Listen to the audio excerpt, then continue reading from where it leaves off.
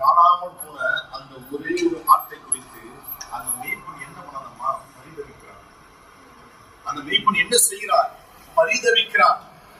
ஐயோ, அது கால் உடைஞ்ச ஆடாச்சு, அது ரொம்ப குட்டி ஆடு, புதுசா வந்த ஆடாச்சு, அந்த ஆட்டுக்கு தானாய் போகக்கூடிய வழி தெரியாத ஒரு ஆடாச்சு, அதுக்கு சொந்தமா ஆகாரம் கூட சாப்பிட தெரியாது, எந்த முற்புதல்களில் சிக்கிக்கிட்டு இருக்கோ, எந்த வழி தெரியாம எந்த வழியை மாறி எங்க போச்சோ, அந்த பக்கம் சில குளங்கள் குட்டைகள் இருக்குது, எங்கடா போய் விழுந்து எதனா ஆச்சோன்னு சொல்லி யார் பரிதவிக்கிறார்? இன்றைக்கு ஆண்டவராக இயேசு கிறிஸ்து அந்த மீட்பனா இருக்கிறார்.